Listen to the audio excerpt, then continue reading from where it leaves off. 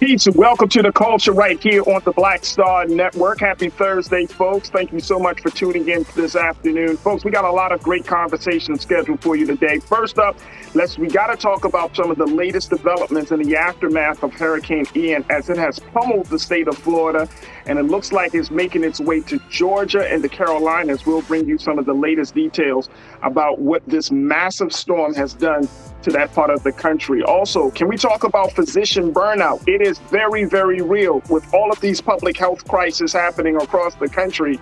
We say that these doctors and those who have been caring for us during this very, very important time of need maybe need some care themselves. We're going to be checking in with Dr. Bridget Cole-Williams, the cannabis doctor, to talk about this phenomenon of how physicians and doctors are just simply saying, I'm done, I'm exhausted, and the implication that it can have on our health system. And then later, can we talk a little bit about what's happening and with the FDA, how they are looking to redefine the word healthy when it comes to food? I want to have a conversation with you and our culture crew member, Brother Sinedu Wakorfor, to talk to us about what we consider to be healthy food in America and so much more. So, folks, we got conversations lined up, and I got something for you for Trends Post and Doing the Most. Stay with us. It's all happening on today's edition of The Culture right here on the Black Star Network. Let's go.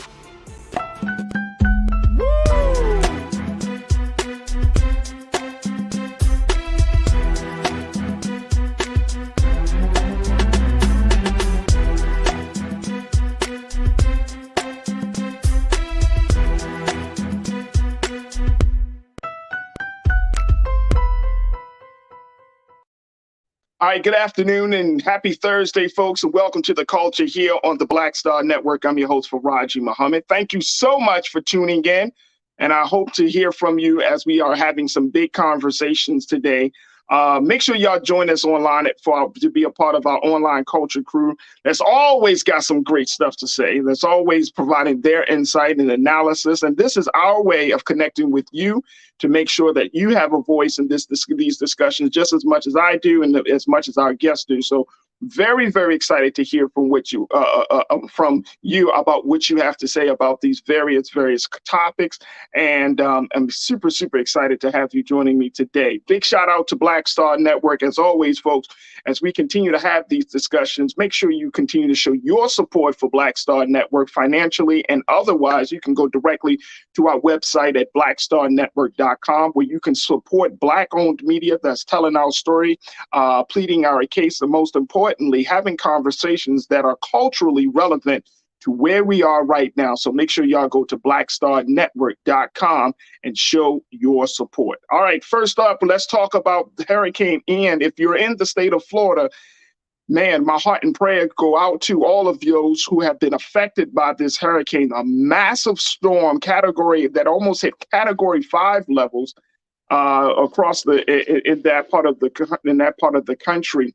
Storm winds of up to 155 miles per hour, folks. Take a look. I mean, if you haven't seen some of these videos, it's just crazy. Take a look at this. Hurricane Ian, one of the strongest storms in U.S. history. 2 million people in Florida without power, and they're saying that number could rise as more and more folks, as we're talking about the aftermath of the storm. 911 callers stranded in homes.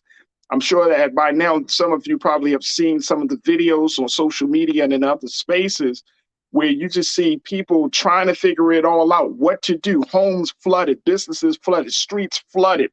Governor Ron DeSantis has come out to say that this is some of the worst flooding in Florida history. And this storm is considered to be one of the 5th largest storms in U.S. history, knocking out power for over 2 million people. Now, some folks are saying that, like I mentioned, that the power knocked out was 2 million. I've seen just a few moments ago, Fox News reported it saying it's about 2.5 million people are without power in the state. And that number can grow. Now, in terms of casualties, and there hasn't yet to be a number to be determined if there were or if there are any casualties from this storm. But again, when you look at all of that has happened, especially in the southwest part of Florida, man, oh man, I just can't believe this. And the state of Florida is putting politics aside and asking for federal help. Of course, President Joe Biden has come out. He said some remarks yesterday at a conference that he would that the Biden Harris administration will be in full-fledged support mode to help those who have been impacted by this massive storm, this massive hurricane. FEMA came out and said, of course, that they will be on the ground to help those who are in need in that part of the country, and so much more. Now, take a look at some of these latest developments outside of the power outages of 2 million plus people. Take a look, folks. Check this out. USA Today also reported this, that in Naples, Florida, the first floor of a fire station was inundated with about 3 feet of water. And firefighters worked to salvage gear from a fire truck stuck outside the garage in even deeper water. There was a video that was posted by the Naples Fire Department. It showed the severity of the damage. Now, the other part of it is that Ian's strength at landfall tied to the 5th strongest hurricane when measured by wind speed to strike the U.S. 5th. It's tied with 5 other hurricanes that reach 150 miles per hour, 2 in Florida, 2 in Louisiana, and 1 in Texas. Now, this also, Hurricane Ian has brought up the conversation as we are looking at dealing with everything from damage, restoring the damage to looking for any type of victims of this hurricane. This also brought up the issue of climate change. And how, we're in a situation where we may start to see more of these high-powered storms because of where we are with the climate in this country. And so there is great concern about this. Here's the other place that is some concern about the upcoming states that that Ian is headed toward. And if you're in the state of Georgia, if you're in the state of South Carolina, this might be a huge concern for you. Now, they're saying that it has downgraded from a Category 4 storm to a tropical storm, but now it may get stronger again because of some of the elements in the atmosphere, that it may get back into a hurricane status. Wow. Let me share with you what's happening. The great concern there is in Georgia and South Carolina. Take a look. This came out of the New York Times as they reported on the storm. They said after Hurricane Ian barreled through Florida, moving offshore later Thursday, is expected to turn north and make a second landfall in South Carolina on Friday as a strong tropical storm close to hurricane strength. Heavy rainfall and storm surge were expected to produce flash, urban, and river flooding across parts of South Carolina, especially along the coast and southeastern Georgia on Friday and through the weekend. The National Weather Service has said the storm was then expected to weaken after moving farther inland across the Carolinas on Friday night and Saturday, according to the Weather Service. Now, the governors of Georgia, South Carolina, North Carolina, and Virginia declared states of emergency and urged residents to monitor forecasts and make contingency plans, such as having emergency kits ready. Strong wind gusts and heavy rainfall are expected to cause downed trees, power outages in Florida, according to the National Weather Service in Atlanta. So I want to just hear from you. Make sure that you post your comments on our YouTube page. Let's have a little quick chat about, what you've experienced, especially if you're in those areas that have been affected by Hurricane Ian. Give us an update of where we are, with you, your family, your neighbors, your community. If you are in Florida, if you know people in Florida, did you have a chance to check on my mother-in-law lives in Florida? So I checked on her, and by the grace of the God, she's well. I have other family members that are in Florida. They stayed indoors. They kept themselves low. They kept themselves in place. And so when you see situations like this, you do not want to play games, folks. You do not want to play games. And one of the big things that was announced yesterday, that after a certain point, they closed down the roads, did not want people to be traveling or to try to leave moments before the storm hit. You're talking about wind storm surges as high as 12 feet. Take a look at this video of the bridge. I mean, this is what was happening yesterday. Can you imagine trying to drive on a road like this? No, sir, not doing it. I'm definitely not doing it, folks. But I can only imagine you trying to get out of this state of Florida. Now, I'm not too familiar with Florida, so my Florida watchers, y'all tell me if you are able to check in today.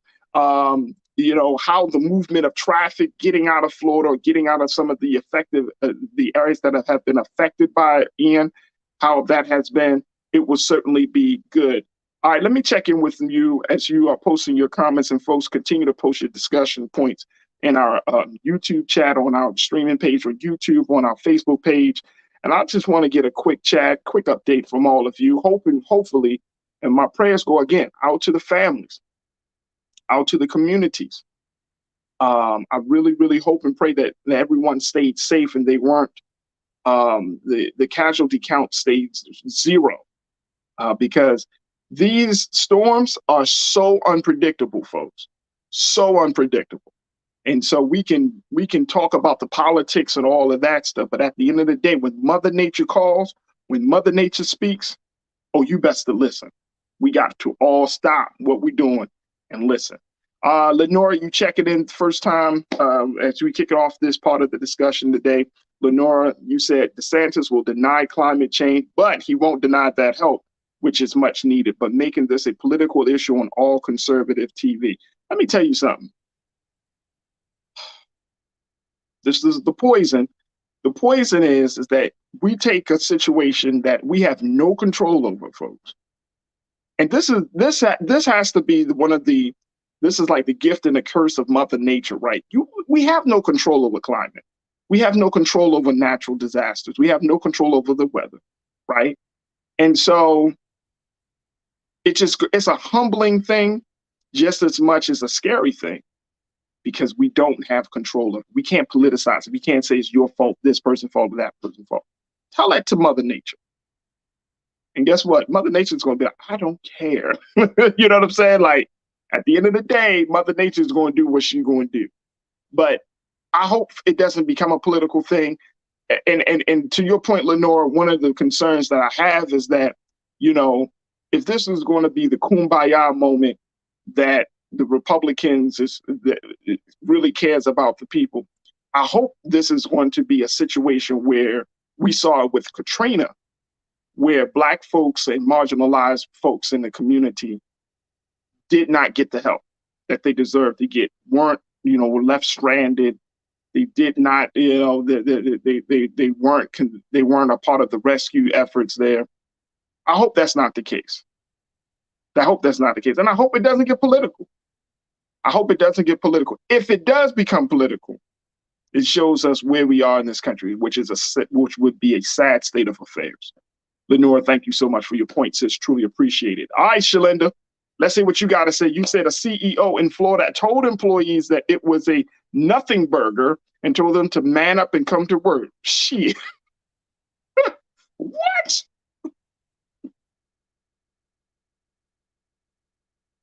Ooh. A nothing burger? Come to work. Please, you better be lucky you have a building.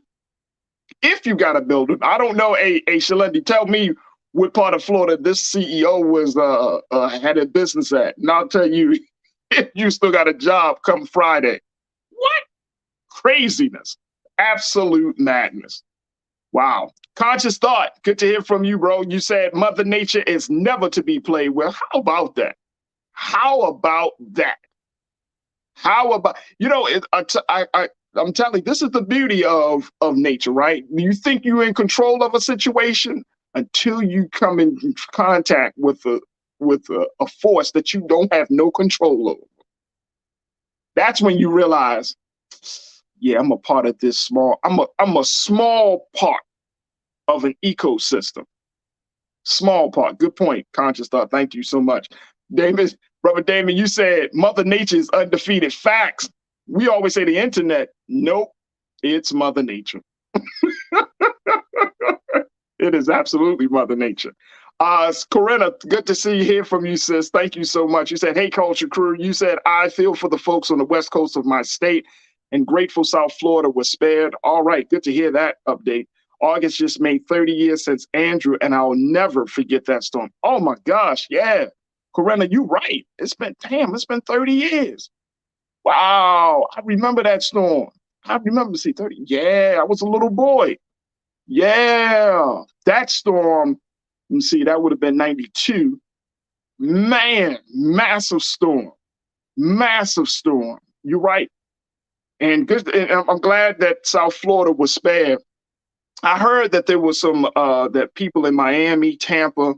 I was doing some reading, and people in Miami and Tampa were trying to pretty think I got some winds down there, some rain, but nothing as bad as some of the other parts of Florida.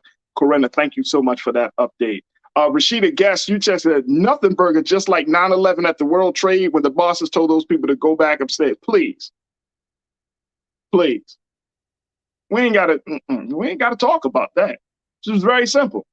I'm not doing that. Fire me. Fire me.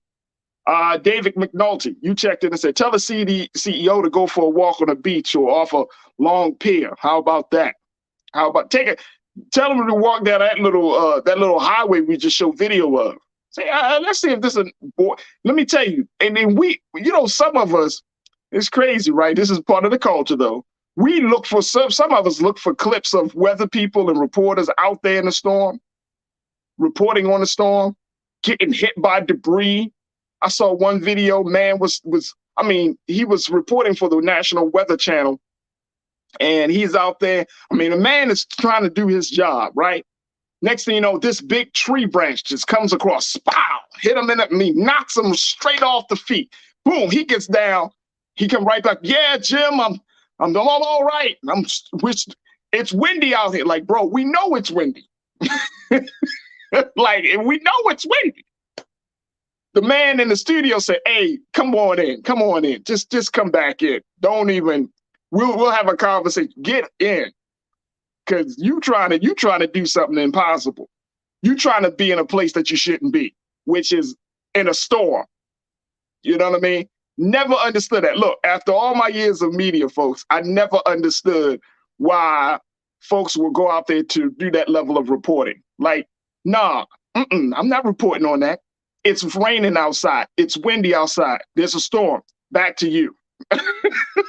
It would be a very simple report from me. But it's serious. This is very, very serious. And again, if you're in the Georgia, Carolinas, they're saying even Virginia, if you're in these states, lock down, hunker down, don't play around with this. Don't play around. Take a look at more footage. We see it here. Hey, Keenan, please, brother, let's make that a little bit bigger. Let's see what we're looking at. Look at this, folks. Folks, I'm not playing. I'm not going outside. I'm not going outside. We're not playing with this. It's so unpredictable. Look at this, the wind and the storm surges on this thing. Feet upon feet high. Never seen nothing like this. And I went there and I read that in some places in Florida, y'all get this and y'all tell me if I'm wrong, but I read this. There's some communities in Florida where the insurance, some folks just didn't have the homeowners insurance, renters insurance. They didn't have the insurance. So can you imagine you going through a major storm like this, a major natural disaster like this, and then you find out you don't have no homeowners, not covered. I mean, we're talking about millions upon millions, and it might even hit the $1 billion mark. It might even go that far, folks, for the state of Florida. We might be really looking at $1 billion at least. We don't know yet. This might be this part of the conversation is a little bit premature because the storm is still out there, still hovering. But the amount of damage that was done as a result of this storm is going to be unimaginable. Unimaginable. So many homes, so many businesses, so many people. And what do you do with all of that? It's going to be a great, great test for the Biden-Harris administration. All right. Tiana, you checked in and said, "Oh, I would have quit right there on the spot. They don't pay enough to get slapped by a tree." Come on. They don't pay enough. I don't care how much TV time you get me. I don't care how much TV time you give me. No. Not going out there. Not going out there. So, when we look at some of the, I'm just taking a look here of just some of the other issues that we're seeing coming out of Hurricane Ian. And you can just go, again, talk to your family, talk to your friends. If you have folks in the in those areas, make sure that you do your due diligence to check up on it, to check on folks. If you want to get more information about the storm, you could definitely go to the White House. The White House, of course, the United States government. Let me pull up FEMA and Keena, let's pull up the FEMA website, bro, so that way folks can get some more information on who should be responsible. FEMA.gov. Y'all know Federal Emergency Management Agency for the U.S. They got it right there on their front page. Hurricane Ian, talking about life-threatening storm surge, significant flooding. And so there's some information that you should go to for FEMA.gov. If you want to also go to WhiteHouse.gov, and we're going to pull up this. There it is right there. Boom. There it is. So that would be the source to get any information about what happening with the storm. If you are looking for some more details about which way the storm is going, you can check out the National Weather Service. And Keenan, let's bring that up as well, big bro. Weather.gov. That's the website for the National Weather Service. And they have a map of the affected areas of the storm. And you don't want to play it around. There's already a hurricane warnings issued for South Carolina. So you can see right there at the top, there's warning for South Carolina. The storm is expected to re-strengthen into a hurricane before making another landfall along the coast of South Carolina. So there has been a hurricane warning that has been issued for the entire coast of South Carolina. Life-threatening storm surge, damaging hurricane force winds, and flooding is possible. Wow. So those are the two places, folks, that you want to look to get. These are government agencies. You want to make sure that you stay in tune with what's happening, the direction of the storm, the impact that it can make in the Carolinas and Georgia and other places. And most importantly, use the best of intelligence to stay safe. Check on your family and friends as always in those areas. And let's hope and pray for the best to get through this very, very trying time. All right, folks, we got to take a quick pause. When we come forward, let's talk about how physicians are burning out as a result of public health crisis that continue to plague the United States. We check in with Dr. Bridget Cole-Williams to give us her insight about what she's seeing inside of the industry and what can we do to make sure that our doctors don't say, I'm done. Stay with us. That conversation is coming up next right here on The Culture on the Black Star Network. We'll be right back.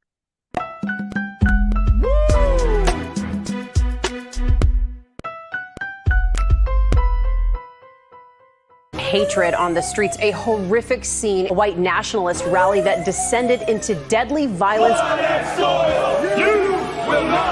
White people are losing their damn minds.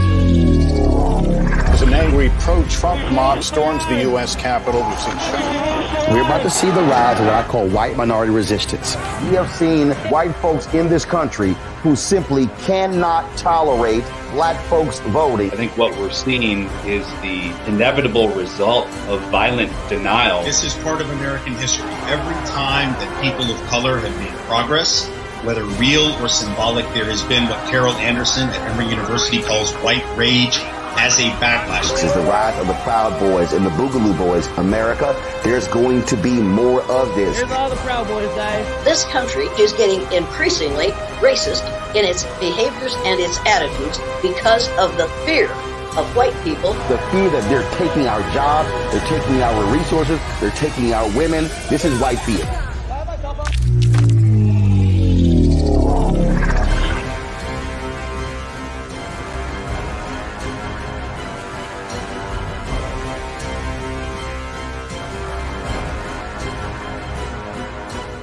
When we invest in ourselves, we all shine.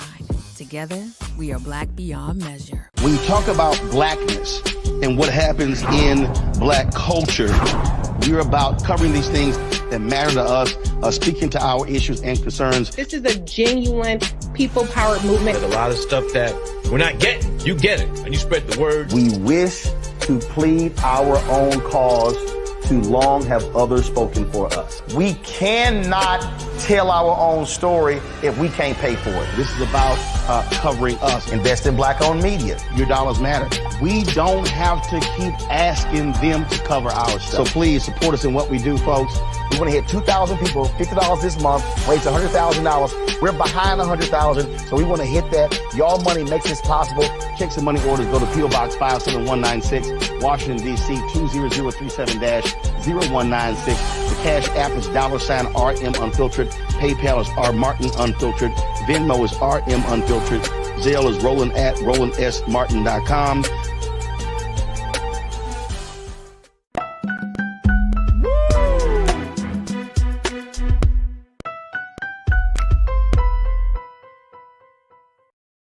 All right, folks, it's time for us to shift gears to talk about something that we had a little bit of conversation about during the height of the pandemic, COVID-19 pandemic. But now we're really starting to have even more in-depth discussions about the impact that public health crisis, such as COVID and other health crisis from a national health crisis, has had on the medical community. More importantly, has had on doctors. Now, a number of folks that tune in, and I just seem to always have these discussions, right, with nurses, healthcare professionals, doctors, those who work in the medical industry are saying, look, not enough is being done to take care of those who take care of us.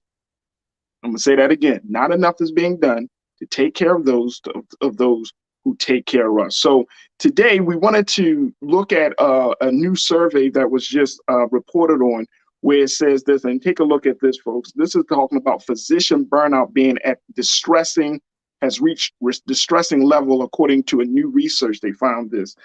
Take a look. It's according to the New York Times. They said, based on this new survey, that 10 years of data from a nationwide survey of physicians confirm another trend that worsened through the pandemic. Burnout rates among doctors in the United States, which were already high a decade ago, have risen to alarming levels. Now, results released this month and published in the Mayo Clinic Proceedings, a peer-reviewed journal, show that 63% of physicians surveyed reported at least one symptom of burnout at the end of 2021 and the beginning of 2022, an increase from 44% in 2017 and 46% in 2011. Only 30% felt satisfied with their work-life balance, compared with 43% 5 years earlier. Now, burnout among physicians has been linked to higher rates of alcohol abuse and suicidal ideation. This is the phenomenon of idealizing suicide as a way to relieve some of the burdens of life, as well as increased medical errors and worse patient outcomes. In May, the U.S. Surgeon General, Dr. Vivek Murthy, issued an advisory. All right, so we wanted to talk a little bit more about this, and so we are bringing back our system to give us some insight about what's really going on with doctors in the medical profession. We have Dr. Bridget Cole-Williams, who is the author and a physician. She's author of the book Courage in Cannabis. She has been an advocate for cannabis, and it might be the relief that we need for some of these physicians that feel burned out. Dr. Williams, thank you so much for joining us again. How are you this afternoon? Wonderful. Thank you for having me. Absolutely. So, Doc, what's going on? I mean, we're seeing distressing levels of burnout among doctors. And I'm wondering, Doc, is this as a result of patient demands? Is this a result of the way the medical system is set up, the system and the demands that's put on doctors to perform, to do their jobs better? What is there one source, or do we need to say, okay, could be a ton of different reasons for this? We got the doctor with us. Did we lose connection? All right, I think we will bring the doc back, Dr. Bridget Cole. There we go. Go ahead, Doc. Thank you. We had Dr. Williams. All right, we're going to have King Keenan. I know you're working on it. Folks, I want to hear your thoughts on this. Make sure you post your comments in on the YouTube and Facebook pages. What do you attribute to being the reason, and more importantly, Have you noticed this? Have you noticed there to be a burnout with physicians, especially those of you that work in the industry? All right, let's bring Dr. Bridget Cole Williams back in. Doc, you with us now? Yeah. Okay, awesome. I hope so. Awesome.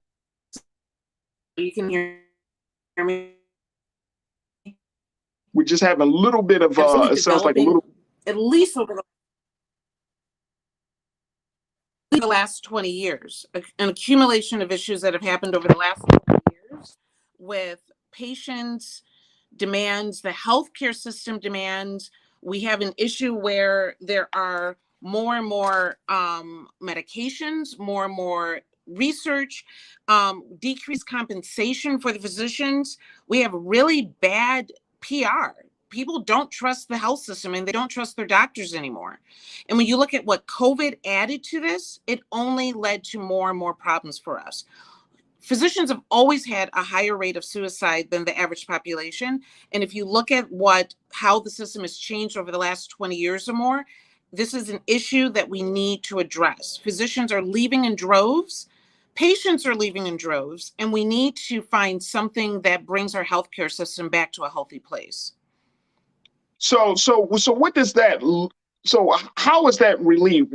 How do we relieve the burden on doctors? Because the last thing we need in this country is for doctors to go on strike, for doctors to walk out of hospitals, for doctors to say, "I'm done." Yeah. So what do we need to do? Is this? And I'm saying this from a community side. I don't think we can quote unquote control the powers that be in terms of the systemic side. But at least those of us who are the patients, those of us who depend on physicians to be their best so they can help us to be our best, what do we need to do? Absolutely. So I definitely, the best parts of my day have always been the patients that I connect with and that connect with me. And so when you have that friendly face that's willing to understand, to share what's going on with them and give the physician the time to actually get it done, it's a service industry, but it's also a personal relationship business as well. And if we can take the time to build that relationship with our physician, I think the physician will feel rewarded at the end of the day. The fact of the matter is there's a bigger push to see patients faster and to see more in the day. So if I'm running through patients every 15 minutes, there's a new diagnosis and a new pill. And if you don't like the pill, I give you another one. We really have created a system that is a pharmaceutical industry and not a health industry, not a health system. You should know your doctor and your doctor should know you. And if you're not developing that relationship, that is part of the problem. And if we're saying that to be the case, what are hospitals doing on their side of this discussion? Are they making it? I mean, when we have talk about work life, for example, there are some companies, Doc, as you probably know, that will go extra lengths. They will probably, extend break times. They're 4-day work weeks. They start to say, okay, it looks like our workforce, our employees are suffering from A, B, and C, so this is what we're doing. Are we seeing that type of changes with hospitals and in relationship with doctors and physicians? I've definitely seen the attempt, and I would be wrong to say that there hasn't been some efforts, over the last probably 15 years or so, how residents are treated and the ability to give them some time off after being at the hospital awake for several hours. They have to take a certain amount of hours off, which is critical if you want less medical errors, right? There's definitely been issues as far as trying to get more coaching and support. I'm a health and wellness coach for other physicians. That's part of what I do because I wanted to help other doctors in this space. But I think there's more that needs to be done. And to be quite honest, when you said we don't want to see doctors walking out, we don't want to see them go on strike, the problem is that physicians are not unionized. We don't have a central voice that really represents us as people, as humans that do this job to serve others. We had an opportunity maybe years ago to get that, but there's really not a voice that represents us as people and not just as a commodity. Wow, I did not know that doctors weren't unionized. I thought there was some association or some group where doctors, can can become organized and advocate for their interests and their needs? There's a lot of medical organizations that Okay. represent as a commodity, that represent us as, providing medical information and saying that they're working on our behalf, but they don't really represent you as an individual in your workplace, as unions do, right? They make sure that the workplace is healthy for you. They make sure that you're not being taken advantage of. They make sure that wages are appropriate for the work that you're putting in. There's nothing like that for physicians. Right. But you're saying, like, in the terms of the union, like what we see with, the SEIU, with we're seeing in some of the, dealing with some of the other industries, there isn't a centralized space for doctors. Not at all. And so, Doc, when let's talk a little bit about the impact of this. I mean, this is on this research was done based on the whole industry, but let's talk about Black doctors like yourself and other Black doctors. It's only a small number of you, right? that is in these medical spaces.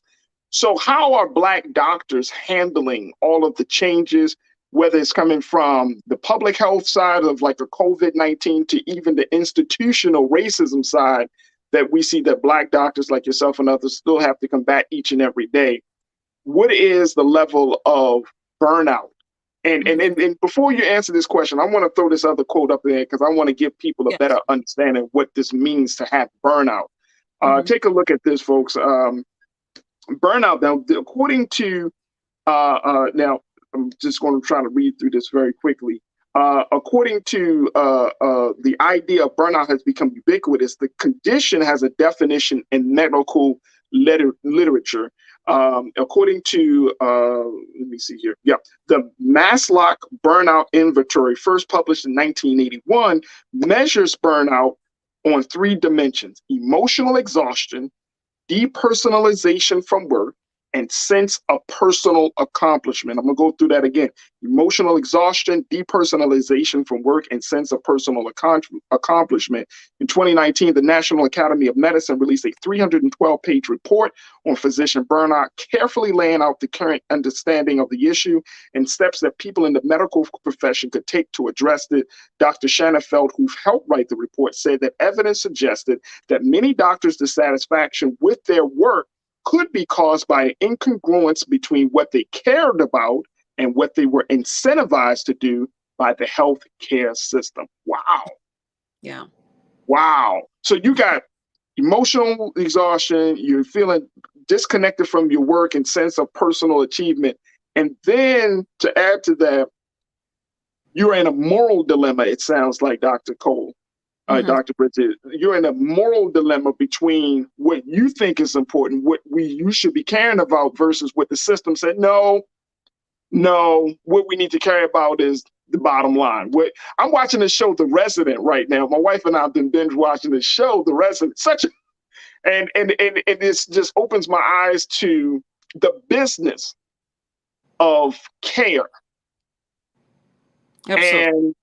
And it's just like like when you see it, and of course this is Hollywood and I get that part, but it doesn't seem like it's a far cry from what's actually happening when you're talking about, well, we're not going to take new patients. We're not going to do these procedures. No, let's have testing for new medical products happening in some of these hospitals. Let's think about the bottom line of expanding the hospital and not improving services. Like all these conversations. And I'm thinking to myself, like, damn, this is very, very real. Can you help us get some better understanding of that as we're talking about Black doctors? Absolutely. So for many of us as Black men and women that wanted to become physicians, we wanted to help others. We wanted to help our community. We've seen things happen with our family members. We've seen things that happen with us personally, and we want to do better. For me, my father had colon cancer growing up, and that group of physicians would come in their white coats. They wouldn't acknowledge me or my mom, my brother. They wouldn't even acknowledge my father, who was an incredible, intelligent and dynamic man. They would talk amongst themselves, walk out, until the next group that would come in. And as a kid, I said, I know I can do that better. So I got into medicine because I cared about people and I wanted to give our people integrity. and to see them and take care of them in a way that they felt respected. The fact of the matter is, when you're dealing with 15-minute visits, when you're dealing with the bottom line, when you're dealing with more pharmaceuticals and what the criteria is to maintain your job, then you start to detach. You start to lose focus. Many of us wanted the art of medicine. No one even talks about that anymore. The art of medicine is seeing each individual and taking the medical knowledge, even evidence-based medicine. I'm not saying that we veer way off track, but you take that medical knowledge and you apply it to the individual that's sitting in front of you and really address them in a way that is something that they can take in and is right for them. When you're doing quick visits and you have a bottom line and you're just trying to keep your job, it's hard to perform art. Wow. So Doc, given the fact that we are finding ourselves in this space, is there a call or is there some discussion about, going or creating some type of alternative way to administer, to help, to care for people? I mean, it seems to me, and I could be really wrong on this, that the way the healthcare system is in this country and the impact that it has on its doctors, we're all losing. We're falling apart under this system. Yes. And so I'm wondering, is this going to lead to some tipping point where doctors are going to create some internal revolution to push for alternative ways for us to provide care?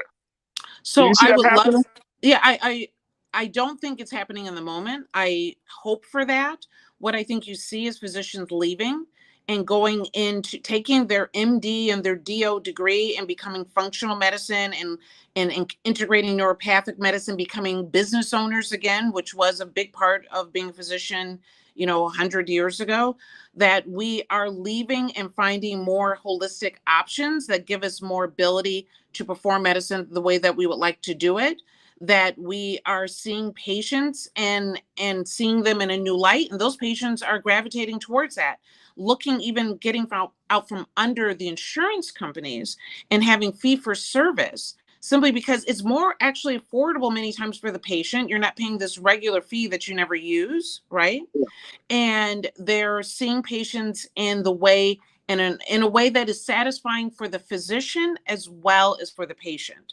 So I would love some sort of revolution so that we can stay within the healthcare system. But the underground revolution that I'm seeing is physicians walking away, even partially. I still do regular family medicine, but it's probably only 10, maybe 20% of what I do, because I found treating patients the way that they asked me to treat them through cannabis is what they were looking for. So you're saying that now, with the cannabis industry growing, with there more talk about cannabis, that might be the alternative then, because that it's like an underground current right now for us to have, we might have to look at this form of dealing with some of the problems. That's interesting. Mm-hmm. I suspect that when legalization happens and that there can be better compensation for physicians being in the cannabis space, so that they're able to possibly use insurance with patients or being able to integrate this in a more natural way, then you'll see more physicians actually kind of taking off their blinders and taking this on. But in the meantime, you need to have physicians there to do the job. And if we don't correct something now, there won't be the physician there to see these patients. I will say, keep in mind and think back that, the physicians that I saw or the experience that I had with my dad made me want to treat people and help. What are the kids now when they go and see a doctor that doesn't even look them in the eye? They're staring at the computer screen, right? They're not creating a relationship with the family, that they're not having an opportunity to be inspired by that doctor because the doctor is distressed, burned out, tired, cynical, and just moving every 10 minutes to the next patient.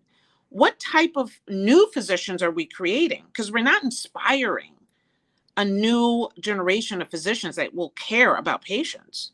Yeah, that's a great question. And you know what? I would think that that type of care, for lack of a better word, would lead to a lot of misdiagnosis. You know, that lack of relationship building will lead to doctors missing certain things. It will lead to, you know, patients feeling like they're not in a safe space to fully disclose what's happening with them. And so people are going to be affected by that. You know what I mean? Patients are not going to be cared for. We may not see any innovation in medicine because as a result of that, I think it creates like this domino effect. That's what I'm thinking right now. Mm-hmm. Absolutely. Absolutely. That if we cannot feel cared for, it's hard to give care. When you are working from an empty bucket, how do you help others? Dr. Bridget Cole Williams, let me do this, sis. Doc, I'm telling you, I think that's the place. I feel like the culture, we're slowly getting to a place where we are caring for each other, but most importantly, we're starting to care more about ourselves in relationship to the work. There are certain professions, though, that I truly believe that serve as like the pillars of any civilized society. You have your teachers, which we need to care for. We have our doctors. We have lawyers, of course, you know, those who run government, but you got to put in the medical industry. Mm-hmm. You got to put in those medical professionals. You got to make sure that they are cared for. And it is unfortunate that in those pillars, in each one of those industries, we see some of the greatest injustice or lack of care, right? But these are the people that hold a civilized society in a good place. Yeah, and keep in mind that when you look at this, that the culture needs to change, because with each one of those specialties that you mentioned, there's a culture of the more you suffer, you get a bigger badge of honor, right? The less sleep you get, the more you push, the more you neglect your family, the more you do, the more you work. That's who gets the badge of honor, not the one with the balanced life. We have to change our culture and how we see wellness, period. And I would rather be a symbol of wellness and balance for my patients, so they would say, you know what, she's doing it, I'm going to do it too. Instead of being broken down, how can I influence my patient when I'm so broken and I'm trying to tell them to do better? How do I do that? You can't. And that's what we're looking at. No, you can't. Yeah. Let's and not I think that's so important. I'm so happy you mentioned that. You can't. Yeah. You know, when you're talking about that level of wellness, right? And I have seen doctors, and I'm not expecting doctors to be perfect, right? Like, I understand everybody, we're all human, so I'm not expecting you to be perfect. But if you're looking more unhealthy than me, come on, doc. I mean, seriously. If I look in your face and I don't see life in those eyes, I don't see some level of radiance glowing from your skin. If I don't feel like you, if I feel like you tired, yeah. Then I'm like, what am I doing? You know what I mean? Like, are you okay, doc? You want to sit down? Look, I'm not a hard guy to get along with, so you can have a moment. We'll talk about my problems, but it looks like you got a lot on your mind. So you might want to just take a break, take a moment, And one of the things, like I take my children to the pediatricians and we talk.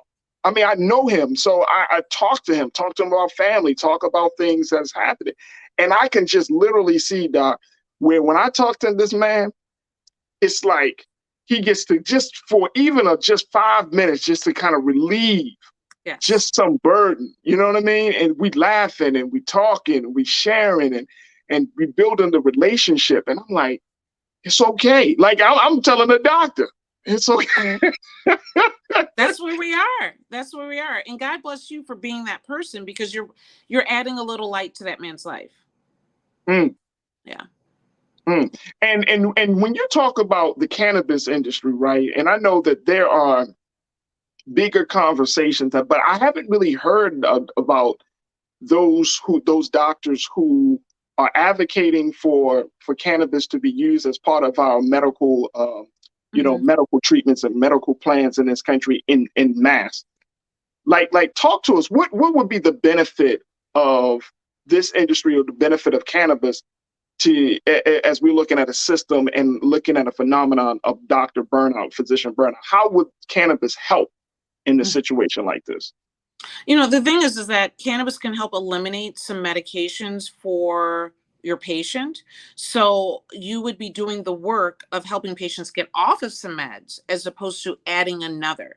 And that, for me, was one of the most rewarding parts of when I was working directly in a large health system, that I was helping patients get off of their medications. And that's why I do cannabis today. I help patients every day eliminate some of their medications.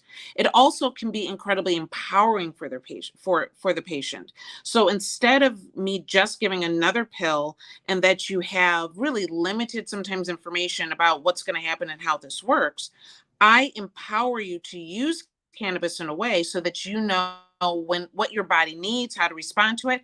And we don't have to sit around worrying about tons of side effects all the time, burning out your liver and your stomach and your kidneys. It's empowering. It feels safe. It allows patients to feel in control and help redefine what wellness means. And that's rewarding to a good physician.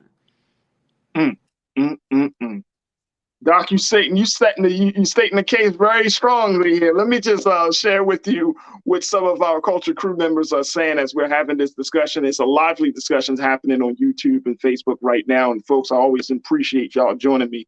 Real Brooklyn, you checked in and you said it's hard work working on gunshot wounds. Plus, people are living longer and more violence, a lot more strict insurance directives, and a lot more BS overall when it comes to healthcare. How about that, Real Brooklyn? 100%. You said it amazing, that we're in a more violent world. We're in a more cynical world where mental health is such an incredibly difficult thing to get good care for right now. Even getting a good appointment with your physician is hard to do as well.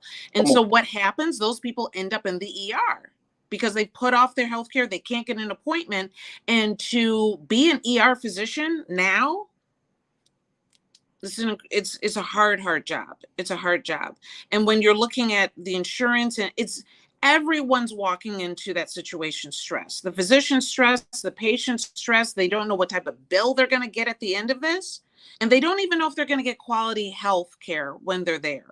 It's an incredibly difficult and taxing position to be in. We should have some confidence in what our healthcare can deliver, and that's hard right now. Absolutely. Janelle, you checked in and you said, I am surprised that we have care providers after the COVID crisis because they really haven't gotten a break on any sustained respect. They barely have time for continuing education or research. Yes, that's a great point, Janelle. Thank you so much. And Dr. Bridget, when we look at, like, there hasn't been a downtime from COVID. I mean, now we're talking monkeypox. Now we're talking all of this other public health issues. But I mean, and maybe there has been some movement, especially for Black doctors, to be like, look, because of so much controversy around, everything from vaccinations to going to see your local physician. So, can you speak about this? Like, have we seen any major movement of doctors leaving the industry as a result of COVID, or because of the ongoing trauma after trauma, crisis after crisis with no break? Absolutely. So we're seeing doctors and nurses leave healthcare. We're seeing people that were probably a little bit close to retirement saying, you know what, I'm going to just go ahead and retire at this time. Because yes, we had the COVID crisis, but we're now just in COVID management at this point. So it's not like it's over. It's not like people are still dealing with it. People are still dying. People are still dying from COVID. However you might feel about it, people are still dying from COVID. And the fear, and even with all of our immunizations and our boosters, and if you haven't done it, do it. If you have concerns about it, make sure you have the right information. I don't force things on people, but I definitely recommend know what you know to make the decision that you're making. Okay. Absolutely. And at the end of the day, I always still recommend, at this point, from this end, I still recommend vaccination.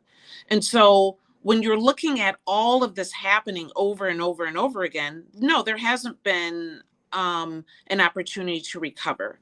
And that's unfortunate.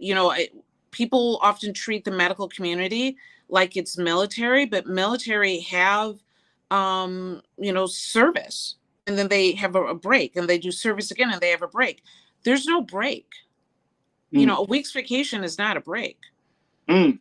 Not if you're putting in 60, 70 hours every other week and you get a week off. Your brain just can't make the distinction all the time. It's not going to be like, oh, I got a week vacation. I know for me, and this is just for a weekend, that I need a 3-day weekend, Doc, because by the time Sunday come around, I'm just getting into relax mode.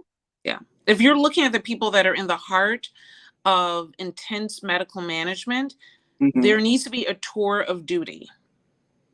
And then when that tour of duty is there, there's an opportunity to really take that break. And I'm not saying, different healthcare systems do different things. ER physicians have always had days working and sometimes even a week off or more. I mean, they do realize something, but I don't know if it's enough. Right. Final comment that we got from our culture crew. This is, I think, is very important. Taylor, you checked in and said many Black doctors in my area are employees with these HMOs and group health organizations. They have to meet organizational goals. It's too expensive to have their own practices. For those of us, Dr. Bridget, who say, you know what, well, why don't Black doctors just open up our own thing? Why don't we just, we can create our own system, which I'm in favor of. But to break away from this current system to just create an alternative system, it has to be a smooth transition. So speak to that. Like, Black doctors possibly open up their own practices. You practice with the work that you're doing. That's not an easy thing. And is that a proper solution to what we're seeing right now? Is that the best solution, rather? Medicine is expensive, and malpractice is incredibly difficult to afford. And so even when we look at physicians that do go off on their own, to be able to afford quality malpractice insurance for potential lawsuits, and we're in a sue-happy country, right? Everyone's looking for that big win like it's a lottery ticket. And so when that's the case, it's hard to leave. And when health systems help you be able to practice medicine, they can cover those costs. It allows you to have the latest equipment. It's expensive to be in the height and up to date with in the healthcare system when the bills are so high.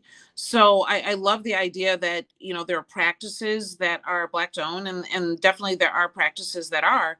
But a lot, as the comment was, a lot of us end up working for these, larger systems and are really cannot get away from the requirements and threats of insurance companies. Because keep in mind, you might bill for one thing, you're getting only a portion of that. Right. So people think that for every bill, that's what the physician's getting. The physicians aren't getting any close to that. Right. Because when you look at the malpractice on top of it, it's a difficult situation to be in. Absolutely. Final point. We had Home Drone and FPV. They checked in. They had mentioned in our chat. I am so glad to hear this because I supposedly have fibromyalgia. I am in so much pain that I literally want to jump out of a window. Medical help is so hard to get. Wow. Home droning. I'm wondering, with those who are watching who are suffering from some sort of medical condition and hearing this, and they're like, oh my gosh, like, what do I do? How do you first, what does home droning should do to be seen? And then how do we keep the hope alive, for lack of a better word, for us to get the right care at this time? Yeah, so definitely have that person reach out to me because there's a lot that we could talk about to get quality care, number one. Okay. Number two, fibromyalgia is a really difficult diagnosis because it's a diagnosis of exclusion. A lot of physicians don't really take it on well. I know that when I was in a large health system, because of the complexities of it, I would often have them go and see someone that was out of network, that was really dealing with holistic care, because I felt that they did a better job than what we were doing in our health system. So fibromyalgia is not easy. You need to have quality conversations with people that will take the time to have them to really get to the heart of it. And CBD, just to start, or cannabis is definitely a great option for that. But if you are not satisfied with your healthcare, if you feel, because you know your body much better than I do, I don't care what knowledge I have, you live in it. If you feel that you're not being heard, you're not being seen, you're not getting the quality care that makes you feel better, that's the idea, not feel worse, then you need to reach out and find other resources, go out, do some holistic care, find other traditional doctors that are willing to hear your story, because quality healthcare is available. It's unfortunately, you just have to work hard to get it. Absolutely. Hey, Doc, I'm going to have to keep on bringing you back on. You know that. No, I always love talking to you. Always. We really appreciate you. And, I think the conversation about the use of cannabis is so fascinating to me. So that's why I'm like, giving you an opportunity and a space to always talk about it, because it's so stigmatized, and I think a lot of people don't have the right information. And I think it's interesting still for us to present all of the facts and the factors that we need to consider as we have these conversations about medical care in this country. Dr. Bridget Cole-Williams, her book is Courage in Cannabis, but more importantly, take a look at this book, folks. This is the book that she has written, but she's a health and wellness specialist, and she is a strong voice right here on The Culture. Dr. Bridget Cole-Williams, thank you again for being with us today. Absolutely. Thank you. I appreciate you.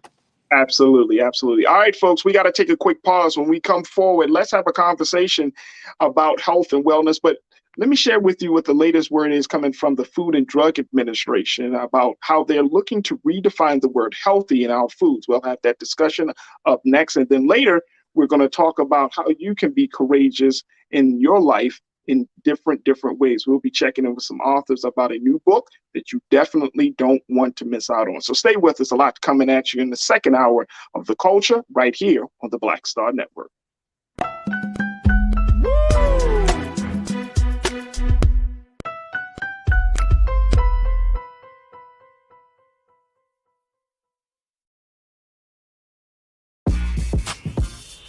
When we invest in ourselves, our glow, our vision, our vibe, we all shine. Together, we are black beyond measure. Pull up a chair, take your seat. The Black Tape with me, Dr. Greg Carr, here on the Black Star Network. Every week, we'll take a deeper dive into the world we're living in. Join the conversation only on the Black Star Network. I'm Deborah Owens, America's Wealth Coach, and my new show, Get Wealthy, focuses on the things that your financial advisor and bank isn't telling you, but you absolutely need to know. So watch Get Wealthy on the Black Star Network.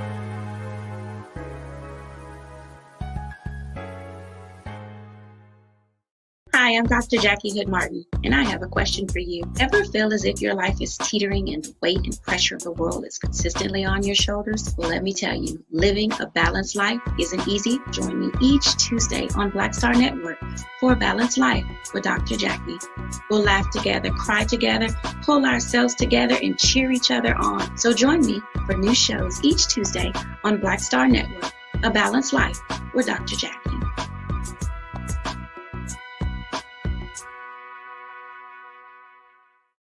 When we invest in ourselves, we all shine. Together, we are black beyond measure.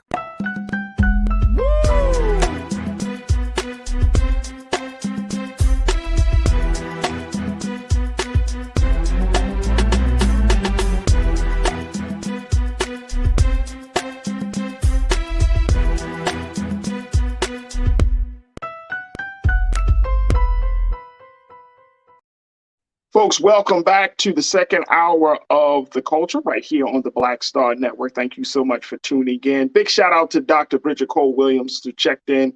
to give us some insight about the physician burnout phenomenon that we're seeing happening across the country. Very, very powerful discussion. We're certainly not going to just drop the ball on that part of the discussion. We really do need to take care of people that take care of us, right? And listening to Dr. Bridget it just continues to open my eyes that there's so much that needs to be done. So much that needs to be done. And all of us, absolutely, when I say all of us, I'm talking about all of us are affected by the medical and healthcare system of this country. And the last thing I need is the doctor to not be doing their best, to not showing up to be their best, to not showing up to ready and to help and to heal all of us as much as we can. So this physician burnout is so important that we just continue to have the conversation on.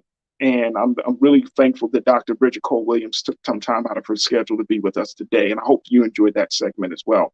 Also, folks, make sure that you continue the conversations with me. You can certainly follow me on all of my social media at The Real Farajii on Instagram, Farajii on Twitter, Farajii Muhammad on Facebook. As we have these conversations, I love to connect with you, follow back to the work that you're doing, the great things that are happening in your life. And let's continue to have these discussions, man. It is so important. And I'm always so grateful to have this platform to discuss these things with you, to tune in each and every day so I can share what I'm learning and what I'm seeing, and for us to have a dialogue. So again, make sure y'all follow me on The Real Farajii on Instagram, Farajii on Twitter, and Farajii Muhammad on Facebook. Now, I wanted to bring up another subject that I think that you should at least be informed about, which is what the FDA is using. Now, I will say that because we had a conversation on this show about the FDA having closed door meetings with pharmaceutical companies, and basically pharmaceutical companies buying into getting the nod from the FDA, the Food and Drug Administration, on their medical products, right? We had that conversation. But this other conversation, which I think this is a side, this is going to be interesting to see how this flows and how this is going to happen. Now, let me just give you some context. The White House just had a hunger summit just a couple of days ago, right? I think it just happened yesterday. President Biden and Vice President Kamala Harris hosted this hunger summit to look at food, nutrition, and health and wellness, health in our country as it relates to food. Food is a big issue. Huge issue, folks.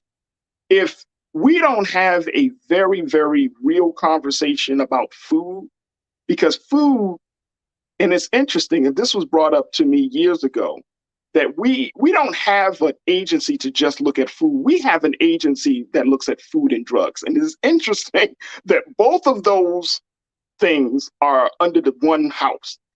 Food is very, very powerful. Let me share with you what the FDA is doing as they're looking to make some changes about how we define health in this country. Take a look at this, folks. The Food and Drug Administration, they announced some new rules yesterday for nutrition labels that can go in the front of food packages to indicate that they are healthy. Now, under the proposal, manufacturers can label their products healthy if they contain a meaningful amount of food from at least one of the food groups or subgroups, such as fruit, vegetable, or dairy, recommended by the dietary guidelines. They must also adhere to specific limits for certain nutrients, such as saturated fat, sodium, and added sugars. For example, a cereal would need to contain 3/4 of an ounce of whole grains and no more than 1 gram of saturated fats, 230 milligrams of sodium, and 2.5 grams of added sugars per serving for a food manufacturer to use the word healthy on the label. Now, when we look at this, take a look again. We're talking about giving a new definition of healthy. And I'm putting this out there, but I want us to come back to it because I want to kind of go in depth around this conversation about, are we doing ourselves a due diligence on healthy food? Now, I've eaten meat. I've stopped eating meat. I've get back to eating meat. I've been a vegetarian. I've been a vegan. All of those things. And food determining what's healthy in this country, what is considered to be acceptable. I feel like this is just one of the biggest conundrums. If you know, and like I know, and I'm sure some of you probably already know this, that really, when we talk about health and wellness, it always starts in the kitchen, right? We know this. America knows this. The FDA knows this. But it's also in the kitchen. The kitchen can be the source of life, or it can also be your reason for death. I'm gonna say that again. The kitchen can be a source of life, or it can be the reason for death. And so it's interesting that we're going to see some new conversations about food or what's deemed to be healthy based upon these new metrics that the FDA is outlining. Now, this is being proposed. This is being proposed, saying that, essentially saying that it's not law, it's not etched in stone, but that this is something proposed to manufacturers of cereals and milk, of packaged goods and all types of food, right? And I'm wondering, how many of you actually take time to read the labels? How many of us actually take time to determine, to look at the count of everything from sugars? One of the things that we don't allow in my house is high fructose corn syrup. You know what I mean? Because we found the detrimental impact of how that adds to weight gain, unnecessary weight gain. How many of us are doing our due diligence? And I mean, be honest with yourself, and you ain't got a lot of me because I'm not in your home. But how many of us actually take the time to try to figure out what the best foods are? And I get it, folks. When you're already always on the run, especially if you have children, you move from here to there to get out of school. You don't have time to cook those home meals. You start running to the fast food joint. You start running to the places. I get it. Trust and believe. I understand it. I've been there. I get it. So it's always an ever, it's like one of these processes where you're always trying to make it work. But there is something that I think that we need to say, to stop and to reflect on: what are we putting into our bodies? What are we seeing based upon government standards? And more importantly, what's going to be the impact on all of us, right? When we talk about health and wellness. Now, I read another piece. It didn't say it in this particular article, but I think it came from CNN when I saw this, that they said that out of all the foods that we see on our shelves, that only 5% of the food actually label itself as being quote unquote healthy. 5%. You know what I mean? Like when you see that term, that label of healthy, but they brought up this point in this article on CNN that you can see you can look at a box of cereal, your favorite sugary box of cereal. It might meet the same metrics. It might meet the healthy metrics of the FDA, and so they can say healthy, versus something else like a piece of meat, like a piece of salmon. They might say, you know what? It doesn't have healthy, even though that piece of meat is much healthier than a box of cereal, right? So we're in a time that we have to be more vigilant about the foods that we eat. We have to be more vigilant about what we're putting into our bodies, because as we know, you are what you eat. Remember that term, that mantra, but more importantly, it affects everything that we do.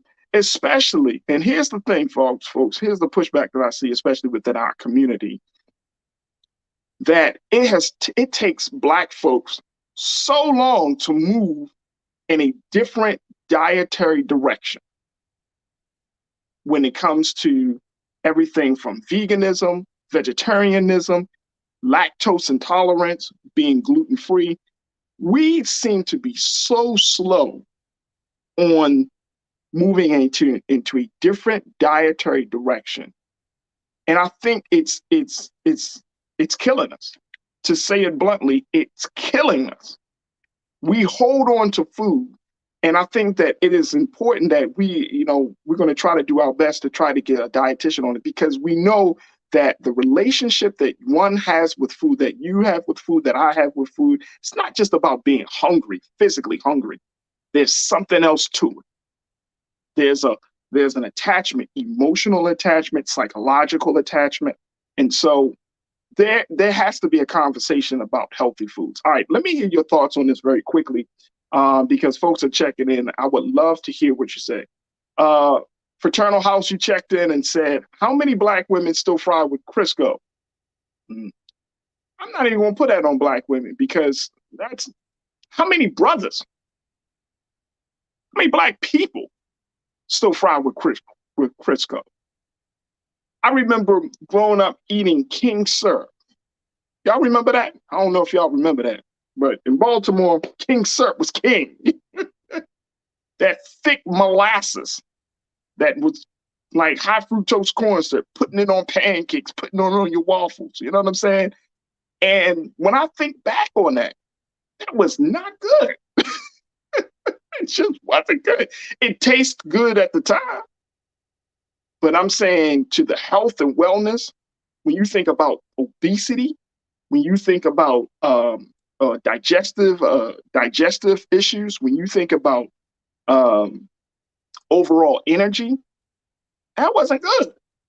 So we gotta, and look, and I get it, because part of the thing around food for us is that if you start taking away people's food choices, you setting yourself up for a battle.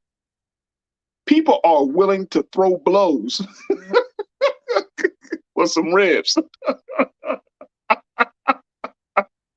That's the reality, folks. That's the place we're in. And I'm laughing because I've had many conversations about my diet that people felt offended. Oh man, you eat like that? Couldn't eat like you. Okay, brother, that's all. Man, please. Ain't nobody taking away. No problem. No problem. Taylor, you checked in. How many of us actually eat a serving size that's on the pack? Look, let me tell you, Taylor. I remember I did a little experiment. When you actually do a actual serving size that's prescribed on the packages. Now, this is FDA. The FDA, they put out these guidelines and put out these policies. They, like I said, like they're trying to, redefine healthy, and they're telling manufacturers are, okay, fine, we want to adhere to these guidelines, so we're going to put these prescribed servings on it. Because they tell you the servings, like a bag of chips, right? The chips, if you say 15 chips equals this many calories versus the whole bag is 400 plus calories, right? That's what it is. Because guess what? Just as much, and here's the part, Taylor, that you may not already know, but the psychological side of it is, yes, they tell us the serving size, but guess what? They make us want more than just the serving size, right? Like when you're looking at a commercial for food, they might say, okay, your serving sizes are 2 slices of pizza. But if you see a pizza commercial and they're showing you the pizza all gooey and all hot and cheesy, and you're like, man, I'm getting 3-4 slices in one sitting. That's in the morning. And then, so psychologically, there's a lot that we have to kind of work through. Taylor, good to hear from you. Thank you so much. Janine L, hey, y'all. Janine, you checked in and say, also, you can't talk about this topic without asking yourself, why is Bill Gates buying up farmland? Ooh. You know why? Food distribution is a major, major lobby in this country. And I hate it. I hate everything going back to politics, but money. But this is America. This is what happens. So, yes, that has to be a part of the conversation, Janine. Absolutely. Thank you for checking in. Precious Mitchell, you said an article I read says it's harder to change your eating habits than your own religion. Damn. My fault. Like, what? So you mean to tell me we can stop believing a fundamental truth such as religion, right? Because all your religions, they have fundamental truths to it. All your major religions and stuff, right? You mean to tell me that is easier to change, a fundamental thing about nature, fundamental things about spirituality, fundamental things about God is easier to change than your diet? We got some work to do, folks. We got some work to do. Precious, I appreciate you bringing that point up. Wow. Never heard that one, but if that is the case, Man, we got some work to do. Michelle Ray. Michelle, good to hear from you. You said as you get older, the body's metabolism slows down drastically and the fat is harder to lose, have to stay physically active. Right. But here's the thing, though. Here's the thing. We're living in a time, Michelle, and this is why I think that we need to have this, a much more in-depth conversation. And why I just wanted to kind of put this out there for us to start thinking about is because even if you try to eat the best food, right, it costs more. Even if you try to eat the best food, right, you got to ask yourself, by whose standards is this considered to be healthy? This is why we're having this discussion, because if the FDA says that a sugary box of cereal meets the standard of healthy based upon the contents and the metrics of sodium and sugar and all of those things, right? But if you eat a box of your favorite sugary cereal, that's not going to lead you, that's not going to empower your body to be your best. If you know that, then that's why we have to ask this question, by whose standards are we defining our health? Not to say we should push back. Maybe we should push back on once the FDA decides, or once a decision is made on whether, the new definition of healthy is accepted. But you got to ask, healthy to who? That's the question. Michelle, thank you so much for checking in. Vincent Morales, you checked in and said, my friend was on a diet. I went to grab his food and say, now he growled at me with hate. Damn. Don't touch the wife's food, Vincent. Come on, bro. Can't do that, sir. Oh, man, you can't do that at all. No, sir. No, sir. I'm telling you, food is, you know how they often talk about in the scriptures, when they talk about the idols, you know what I'm saying? Like idols, you cannot, food has become a huge idol for people. Like, like you're going back to that religious piece, like you can change gods, you can change beliefs, but don't change my diet. It's an idol. We take that very personally. Even though, here's the crazy part, even though logically we may love something that we know that is not in the best interest of our health and well-being, it's so hard to give up because it satisfies, it satiates the pleasure part of ourselves, right? Like when you eat a good piece of chocolate cake, or when you eat your favorite foods, it ain't just about filling your stomach up. It does something to your brain. Your brain is like, we will never leave this piece. Okay. You know what I'm saying? We will fight for this cake. Sophia checked in. You said, I would also say people who may be a veteran that's been overseas would change their diet habits. Lord, my first overseas duty station, Aviano, Italy, I dreamed I was at the drive-thru at Rudy's Chicken. Damn. Rudy's Chicken must be bussing. You in Italy thinking about some chicken? I'm a foodie, so I get it. I get it. Janae, thank you so much, Sophia. Janae, you said, yes, they say sugar is more addictive than crack, so I believe we need to decolonize our tongues to alter our taste buds fast once in a while. Facts. Look, I get more pushback on eating different diet than on anything else. You know what I'm saying? Like people like, oh, okay, you believe this way? Oh, okay, you live in this way? Oh, okay. You eat what? What? Black folks, we love to be like, man, I don't eat that.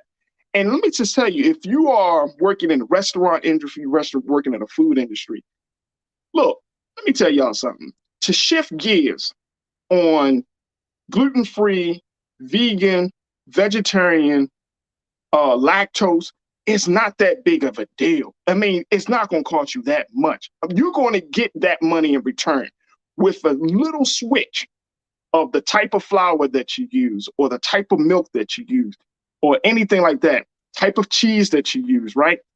That little investment in that little change, you're going to reap the benefits, because Black folks, and I'm saying this, folks, I think Black people in our country, we are opening the eyes to the importance of health, proper eating, better diets. I think we're all getting to a better place with this, right?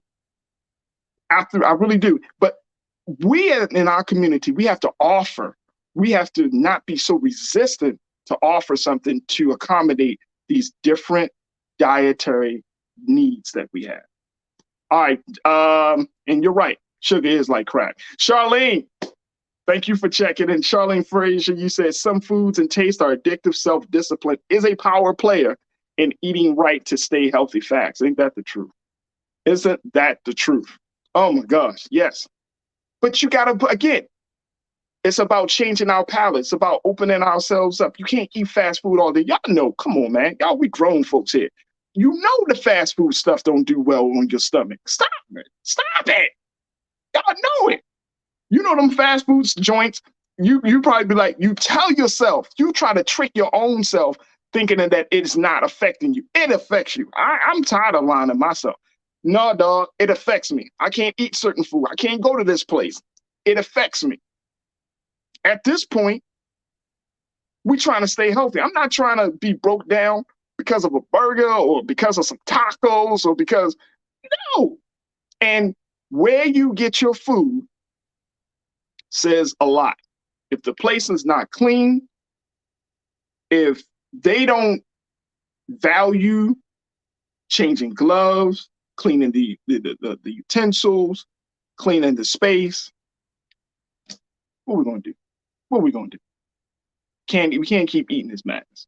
We can't get eaten. So I wanted to just bring this up to look at this.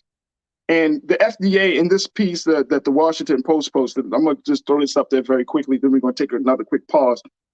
The FDA brought the writer of this article add this question. They said, "But what constitutes healthy food is a thorny topic among nutrition experts. With foods high in what many nutrition scientists call good fats, such as those that contain almonds or avocados, be deemed unhealthy, whereas artificially sweetened fruit snacks or reduced fat sugary yogurts might be considered healthy." See, that's the time that we're living in today, folks. Things that you would think would be healthy might be deemed unhealthy, and the things that you would think unhealthy might be deemed healthy based upon someone else's standard of what health is.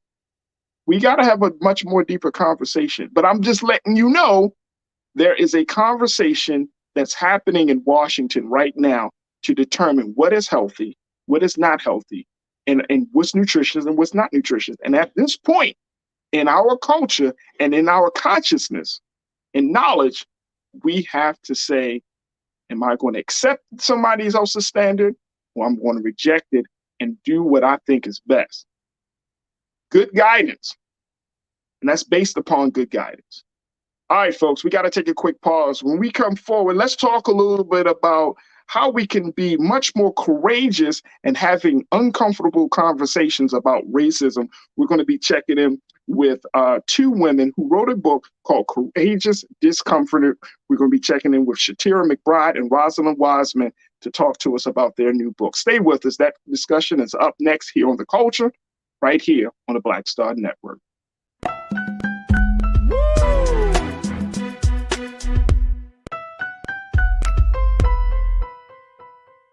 When we invest in ourselves, we all shine. Together, we are Black beyond measure. Don't you think it's time to get wealthy? I'm Deborah Owens, America's Wealth Coach, and my new show on the Black Star Network focuses on the things your financial advisor or bank isn't telling you. So watch Get Wealthy on the Black Star Network.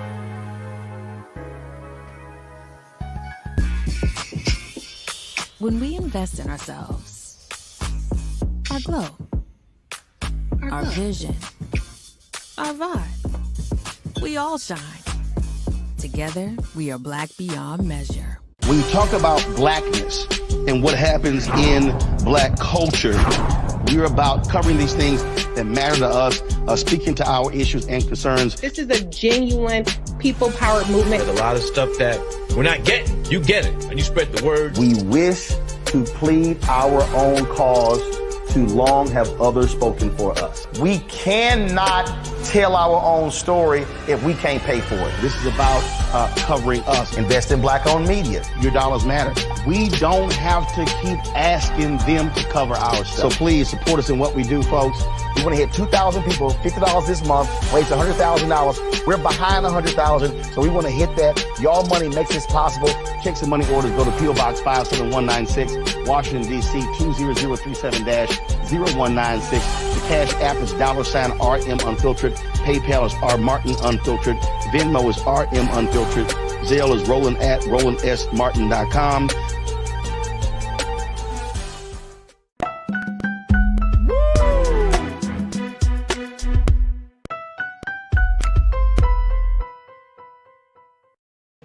All right, folks, it's time for us to have our final conversation today. And I wanted to have one about the big issue of racism. We're going to be talking to two women, Shatira McBride and Rosalind Wiseman, to talk about their new book, Courageous Discomfort, how to have important, life-changing conversations about racism and why it's important in this day and time, especially that we get out of our comfort zones. And trust and believe, folks, once we get out of our comfort zone, which is what I think is one of the key goals of this platform, once we get out of the comfort zone, then we can honestly move forward. We can have the progress that we are all seeking to make. All right, I want to bring in our sisters, Shatira McBride, Rosalind Wiseman. Shatira, Rosalind, thank you so much for joining us today. We truly appreciate it. Thank you so much for having us. Absolutely, absolutely. All right, first and foremost, ladies, let's talk about this book that is about courageous discomfort. Man, here's the copy of the book. Take a look at this book. First and foremost, Shatira, when does this book drop? Is it already out or what? It's out. Yes, thank you for having us. And it dropped September 27th. So this week, Tuesday. Awesome. Yes. Awesome. Well, congratulations to both of you ladies for having this book. Now, Rosalind, talk to us. What was the inspiration behind, even having a book, writing a book about courageous discomfort? Well, Shatira and I have been educators and experts in social emotional learning and having difficult conversations for a long time. As educators, we've worked together for many, many years, and then we've worked apart but supported each other. And we go to communities that all over the country, and there's this sense that we can't talk to each other anymore, and that there's no point. And we both really believe that belief is stopping us from making progress, and it also feeds into people who want to take that belief and further divide us and for their own political and financial gain. And so we know that we can do better, and we wanted to be a part of that. So in our efforts to be better, there has to be some ground rules, I would think, to even have these conversations, right, Shatira? Like because when you have conversations about race in modern day America, that can go left like real quick. So what are some of the things that you ladies had to think about as serving as some of the ground rules for having a conversation of this magnitude? Yeah, well, Rosalind and I have known each other since way back in the day, since it's 1998. And y'all were like friends. Y'all like friends. Friends. That's exactly how we say it. That's exactly how we say it. We're friends. Exactly. And so I think part of our friendship is that, especially the summer of 2020 was crazy for everybody. And watching someone lose their life, and I have not watched the video of George Floyd. I can't. But being able to share with her some of the text messages I was receiving, some of the emails, and well-intentioned white folks asking, should I send you dinner? Should I send you flowers? What can we do? And it was like, this is not it. And so being able to be honest with Ross, because we have history, we've known each other for so long, and saying to her, this is the stuff that people are sending me, and I'm shaking my head. And I really see that people want to be allies, or they want to be, and we're moving from being an ally to, they want to be advocates in ending systemic racism. They don't know how, they don't know where to begin. And so we decided to write the handbook for people who want to know how, but don't know where to begin. So where do we begin with this? What's the first couple of steps, Ross? I'm gonna call you Ross because now we friends at this point. You can. Well, I also want to say there were so many books that came out, around this, 2020, and when we were getting ready to start, this book, and there was some amount from people in the industry of like, well, that's been done. There's just too many books out there, all that stuff, and what we of course knew is that this issue was not going away. And we knew, unfortunately, that there would be a quietness after the initial, oh, I care so much. And we also knew that our specialty of being able to give very concrete advice about how you have conversations with people was the missing ingredient, which gets me to answering your question, which is, we do not think that it is coddling people or white people or anybody to prepare them for a conversation. So much baggage and all different kinds of ways to the conversation. We've got to get them skilled to be able to have it so that they can hold themselves accountable, so they can actually make a difference in their lives. And so, and in other people's lives, and address some of the systemic racism and the institutional things that we're up against, and in our day-to-day lives, in our day-to-day relationships. So one of the goals that we have is for people to read this book and to take something from here, something seemingly small, which is to be able to stay present with somebody in your family who seems to deliberately want to say, you are wrong, you are naive, you don't get this, all of those things, and be able to have to move the relationship in a way that repair is possible, but that dignity is not negotiable for anyone. And Shantara, should I talk respect, or you want to do respect? Well, I mean, I can do respect, because I think, growing up in a Black household, we know who to respect. We know we're supposed to respect our elders. We're supposed to respect that auntie that says something that, you just look at her with the sideway, the side eye, that uncle that says something, and people make excuses for what they say or their behavior because they're older. And there is a difference in respect and dignity. And I think a lot of times when we talk about respect, it's really something that is earned. And for our families, it's elderly. They've earned the right to say whatever they want. Right. When it comes to treating people with dignity, that's something that's not earned. That's something that you get because you take a breath in this world. And when we look at systemic racism and inequalities and injustice in our country, we are talking about people, Black people, Indigenous people, people of color, not being treated with dignity.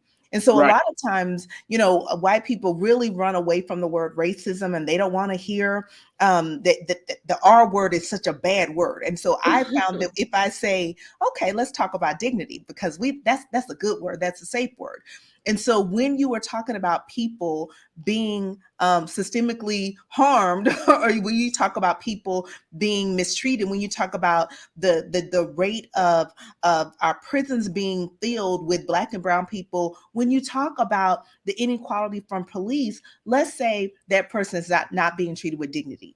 Is that better? And also, Shantara, so I want to say that dignity is not a soft word. So so it's not pulling away from what's really happening to call it that. It's that it is saying it is the affirming of someone's right to be somewhere.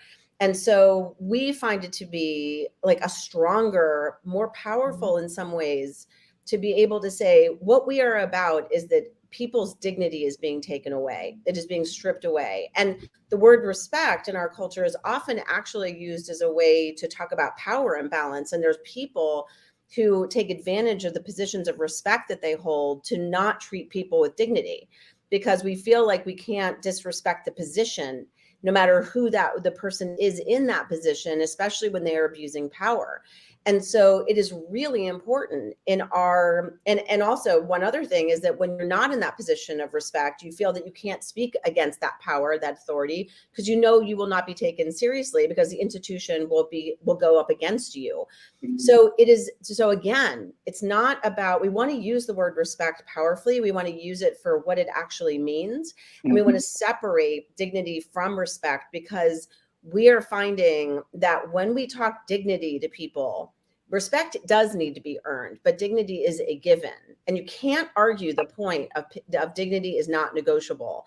And so for this book, we are really, and for all of our work, we are focused on, we want people's experiences to be seen and valued and acknowledged. And when we do that, we can get to a better place. So Roz, and I'm hearing from both you and Shantara, like I'm hearing a lot of great things. And I feel like part of the conversation about racism, well, two things. One is we can't have a conversation about racism until we are ready to open and acknowledge truth, right? That when we look at what has happened in this country to Black people, to Latinos, and to marginalized communities by white people, you know, that part of the conversation goes all the way out the window. I see some of my culture crew, online culture crew members saying, we automatically jump to love and acceptance. We automatically jump to the fact that, we're all human beings, right? And it's like, okay, I get all that. I get that. Okay. Yeah. But let's deal with the present moment. Yes. Where institutional racism exists, where Black people are suffering as a result of policy, as a result of hatred from white supremacists and all of those things. Let's be honest about what's happening in this moment before we get to the humanity part, because there seems to be a lack of concern about Black humanity in this country. And I'm saying, Roz, how did we get white people to be honest, to accept this truth, and why are Black people always the ones that we got to make the first step to deal with racism when we're the ones that are oppressed by it? Right. Well, and also, how is it like I can hear this and not fall down because I'm so offended or so like, I can't take it, right? Right? Like, I can't do this, right? I mean, so there's so much in what you're saying, and so I'll start, Shantara. And one of the things I want to be clear about, you know, Shantara and I both have a lot of experience working with teenagers who keep us sharp, keep us. You know, they're so cynical, and I still have a lot of cynicism. And I really hear about the thing of, you know, we're talking about humanity, and does that, you know, that seems, and what I'm hearing, maybe I'm wrong, is that it's like it's too soft, or dignity in some ways does not give the gravitas, and maybe I'm wrong as I'm hearing this, but doesn't give the gravitas of the pain that has been inflicted in Black and brown communities for so long, since the beginning of this current political system, right? And of the last 400 years. And so, so I want to be very clear that our principle of dignity guiding our thoughts and our actions is the beginning. That guides us, and then we go to tactics. And so when, for example, so I'll get like real, you know, in the weeds here, which is that so a lot of white people, well-meaning, like Shantara talked about earlier, have a person in their family who just waits for Thanksgiving every year so they can come up with their research and their links and all their, you know, facts about why racism doesn't exist and systemic racism doesn't exist, and completely, you know, doesn't want to hear all of the things that you just correctly said. And the white person who's the ally, the well-intentioned ally, gets really caught up, sits at that Thanksgiving table, gets more and more angry, sits on it, doesn't really know what to do. The family dynamics are happening, you know, goodness knows all the different family dynamics that we all have.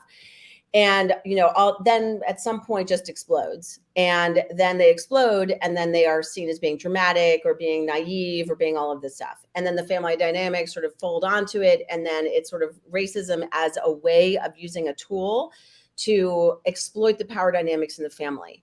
Let me interrupt real quick, Roz. Yeah, go ahead. And I think this is an interesting point.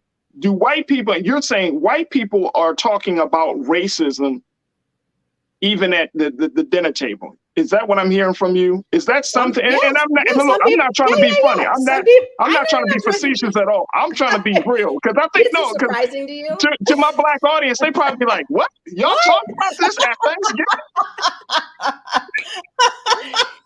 So you got white people sitting around a table Yes. And look, I'm not making a broad stroke that all white people think the same. So I know that there are varying levels of There are a lot consciousness. of people over Thanksgiving table who are starting to dread Thanksgiving dinner right now because of the dynamics that I've just described. Wow. Because they're going to be told they're naive. They're going to be told, well, our family was Irish and we came from Ireland. And by the way, you know, one of the things that's so incredible is how the civil rights movement in this country was inspired so many other civil rights movements around the world. For example, in Ireland. And so it's when there are family dynamics, and these are power dynamics, right?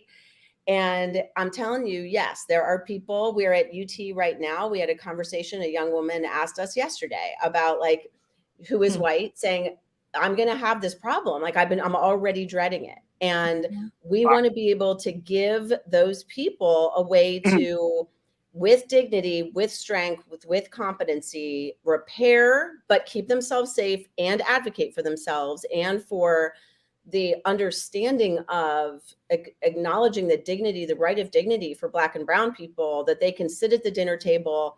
And when it gets heated, or when that person tries to get them all heated up, that they have the skills to be able to say, look, this is clearly a really important issue for you, and I want to have this conversation.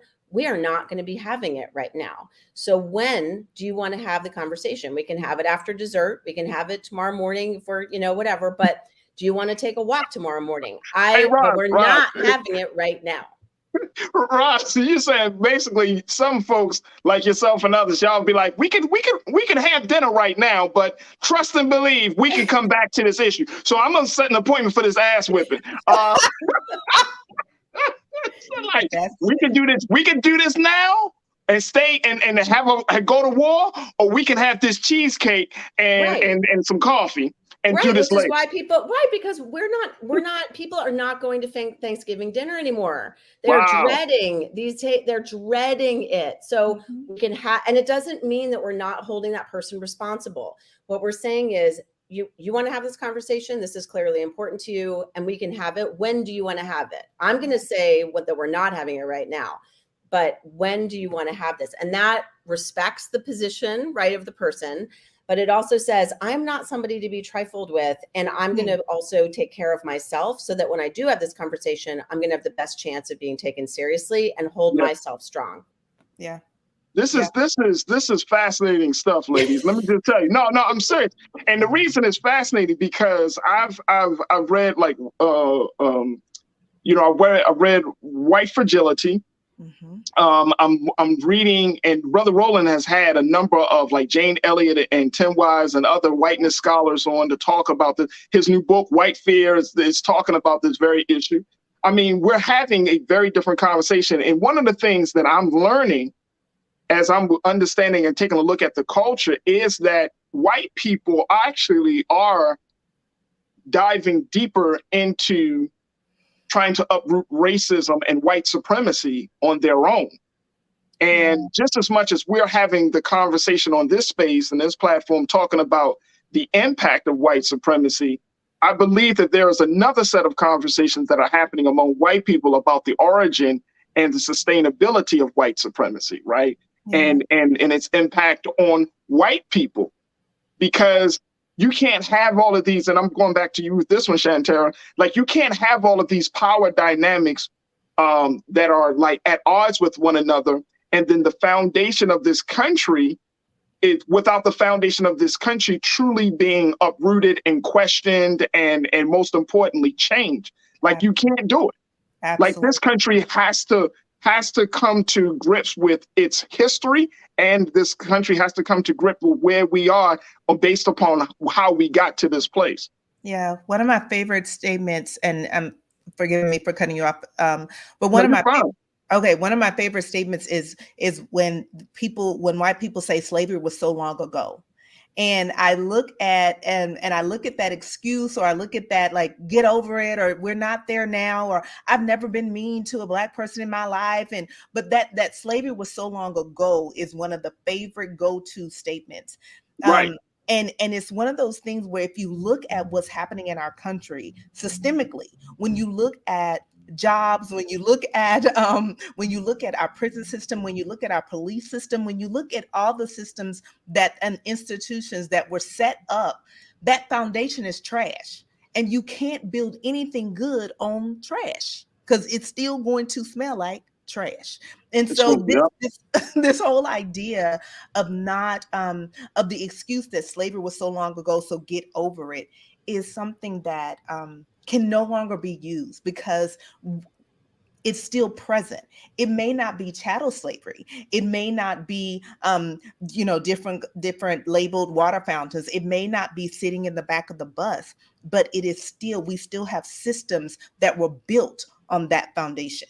And so I think politically, a lot of white people are having conversations around dinner tables. And I love there was a comment that said, are they having this conversation once a year because that's not enough?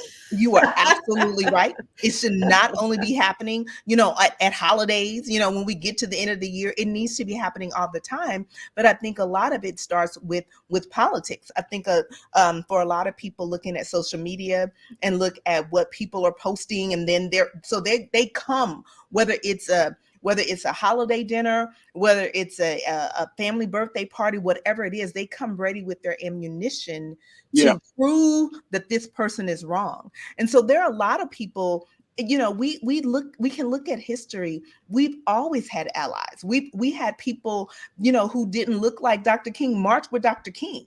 And then after Brother Malcolm went to Mecca, he realized, wait a minute, there are people who don't look like me who I can call brother and sister. So we've always had allies in the movement, in the fight for equality. And so this isn't anything new, but I agree with you. I think that it is something that white people need to really understand, that they have to be a part of these conversations, and they have to have the hard conversations starting with themselves and in their families. So the goal, just one real quick thing which is that the reason that people aren't talking to each other in answer to that question is because Thanksgiving is one of the few times when families are getting together. And because so many people have stopped connecting with each other because of social media, and they've defriended their, who they perceive to be racist or whatever on social media. So the people aren't actually talking to each other the way they used to. So my hope is that at this Thanksgiving, that there will be one, and that these moments when we actually have to get together, that it will be that this book somehow does contribute to people taking one way of having a conversation with somebody that they have stopped being in connection with. And then after that, then they will be more in connection with each other. But people aren't talking to each other except for Thanksgiving. So that's the concrete goal, Thanksgiving. And then we followed up with actually talking. You know what? I think it's a great point. I mean, especially now in this time of year, we go out to, embark upon the holiday season. And so a lot of our families are going to get together. And so it's good to know, Roz, that this is happening. And then Shantara, it's also good to know that that there is a guide on this. And I'm wondering, ladies, as we wrap up this part of the discussion, I'm wondering, when we talk about the politics of this thing, and I think the politics has made the conversation around race in this country so muddy, and that we all need to be kind of cleansed from that. But when you're talking about the time, the place, who to have these conversations with, how is that determined? Because we're talking about from everything. Yes, we can talk about race from a historical perspective. But you got CRT that is happening in schools, when you have what we saw with January the 6th, when you're talking about the role of white supremacist ideology in politics, when you're talking about all of these other things, how do we determine the best time, place, and who to have these conversations with? Because I know that there's a growing and new consciousness about race that is emerging in this country, but we need to figure out how to unite all of these efforts, because we need to go up against a larger force of old history and white supremacy. So, can I? So, Roz, you can take that. I have to say, I mean, I've been working in parenting for a real long time, and getting parents to talk to another parent when there's a problem between kids is hard enough. And what's happened, which is really frustrating, is that yes, the conversations are happening, but parents have been so, we hear the extremes of the parent who just goes off all the time. But then there's obviously a whole group of people on all different kinds of issues. But basically, when dignity is being taken away from somebody, who don't say anything because they're too scared, and they're like, oh, I'm not a conflict person, or it's like, you can't change anybody, you can only change yourself, like all these things that we do to rationalize actually not doing the work. And what I want, and I've been saying, and I'm going to keep saying, because we work a lot with parents and people in schools and communities that way, is when you're at a PTA meeting and people start saying, we can't have these books in this library, we can't use the word equity or inclusion in classrooms like I was dealing with in Colorado last year, that you as a parent say, it is not political, and it is not a political agenda to keep children safe and feel that they belong in a classroom, and that every child walking into this classroom feels that they are to be treated with dignity and worth, and that everyone in this school must be treated with dignity and worth, no matter how righteous you think your cause. That cause does not give you the right or the excuse to go after people and strip them of their dignity. It doesn't give you the right to take away the voice of young people and take away how important it is to listen to young people about their experience in school. And Shantara and I, just before we got on with you, were with a group of postgraduate students. And Shantara said, and I 100% agree, is that we've been in education for so long. We have never, ever had the experience of a white child saying to us that they felt guilty after hearing about the presence and reality and truth of race and racism in this country. Never have either of us had that experience. Ever. Wow. Yeah. Wow. CRT isn't real. It isn't real. It's a political way to get white children comfortable in white schools. It has nothing to do with guilt. It has nothing to do with shame, because if you're doing the work authentically, if you're doing the work, and when I speak of the work, I mean of ending racism, of being anti-racist, then you shouldn't lead with shame. And so I shouldn't have to create, false truths, that I shouldn't have to create this fear, this narrative. But we know that billions of dollars are made off of fear. Yeah. And that, right? So if it's a way that I could scare you in thinking that your child is going to feel ashamed and feel uncomfortable in class, then we need to be afraid of that, and we need to stop it. When you lead with truth, and when you are authentic, and when, as any educator will tell you, I have no interest in shaming a student. It's not real, right? And so if we don't teach the truth, and when I say the truth, I mean, if we don't teach history, if we don't teach current events, if we don't talk about this, our young people are also looking at us like, do y'all think we are crazy? Do you think we don't have social media? Do you think we can't read? Like, they call us foolish because of this idea of thinking we are doing this to protect you. But we need to call it what it is. We are doing this to protect white children in classrooms. Absolutely. Absolutely. Well, Shantara McBride, Rosalind Wiseman, I am so grateful and thankful to both of you ladies for putting out this book for us to even have a courageous conversation about race. And it's important. But more importantly, I'm thankful that both of you and folks are checking in online and say they appreciate the transparency and appreciate the authenticity, that we can at least have these discussions. And so, folks, the book is called Courageous Discomfort: How to Have Important Life-Changing Conversations About Race and Racism. There's the book, folks. 20 tough questions about race and racism answered by these two dynamic women educators that are doing a fantastic job of bringing some level of awareness and light to the dark conversation of race and racism in this country. So, Shantara, Rosalind, thank you so much for being here on the show. What's the website? How can folks get more information about the work that both of you are doing?